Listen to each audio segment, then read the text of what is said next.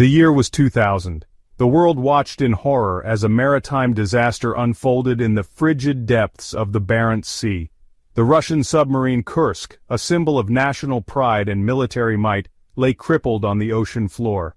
On board were 118 souls, fathers, sons, brothers, all bound together by duty and the unforgiving sea. The Kursk tragedy sent shockwaves across the globe, a chilling reminder of the immense power of the ocean and the fragility of human life. It was a story of bravery, of resilience, and of unimaginable loss. For 12 long days, hope flickered and faded as the world waited for news. The fate of the Kursk and her crew became a symbol of national pride, international intrigue, and the enduring strength of the human spirit. The disaster gripped the world's attention, not just for the scale of the tragedy, but also for the agonizing wait for answers. The Russian government's initially slow and seemingly secretive response to the crisis fueled speculation and criticism. This only deepened the sense of despair and anger among the families of the crew, who clung desperately to hope while demanding the truth. The Kursk, an Oscar's second-class submarine, was one of the largest and most advanced submarines in the Russian Navy.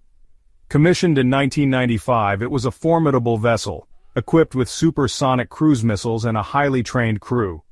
In August 2000, the Kursk embarked on a routine training exercise in the Barents Sea, a familiar hunting ground for the Russian Northern Fleet. The exercise was intended to showcase Russia's naval capabilities. It involved a complex scenario, simulating an attack on enemy ships. On board the Kursk, tensions ran high, but spirits were high. The crew was prepared, the equipment tested. This was their moment to demonstrate their skills. On that fateful morning of August 12th, the Kursk was scheduled to fire a practice torpedo.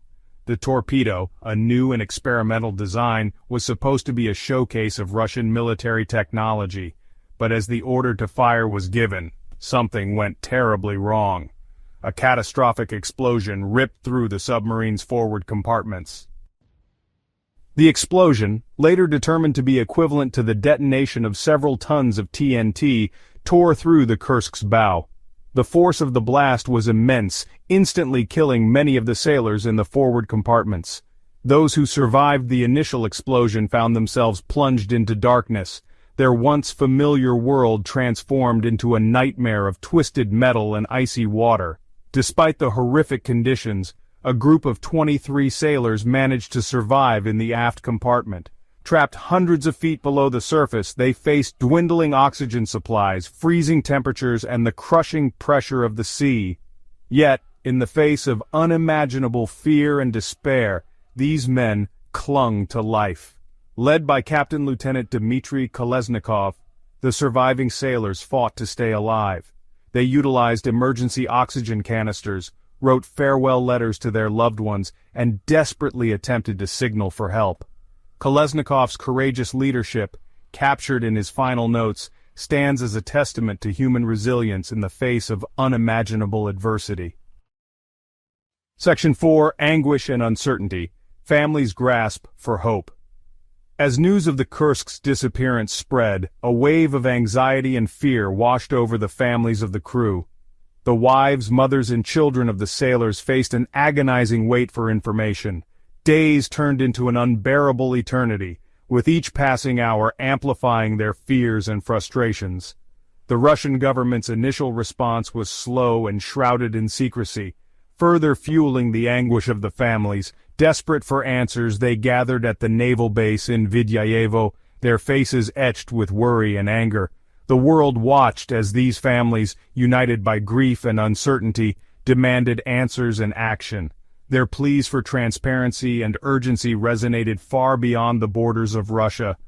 The world watched as the human cost of the tragedy unfolded, a stark reminder that behind the military hardware and political maneuvering were 118 lives, each one precious and irreplaceable. Section 5. A Race Against Time. The rescue mission unfolds. The Russian Navy launched a massive search and rescue operation, but their efforts were hampered by rough seas, poor visibility, and a lack of specialized deep-sea rescue equipment. The situation grew increasingly desperate with each passing hour. Offers of assistance poured in from around the world, including from Norway and the United Kingdom, who possessed advanced deep-sea rescue submersibles. However, the Russian government, initially hesitant to accept foreign assistance, delayed the deployment of international rescue teams. This delay, attributed to a mixture of pride and distrust, proved costly, fueling criticism and accusations of prioritizing politics over saving lives. When international teams were finally granted access, it was almost too late. After days of agonizing uncertainty, Norwegian and British divers finally reached the sunken submarine. Their mission, however, quickly shifted from rescue to recovery. The hopes of finding survivors were dashed. The Kursk, once a symbol of Russian naval prowess, now lay silent on the seabed, a tomb for its crew.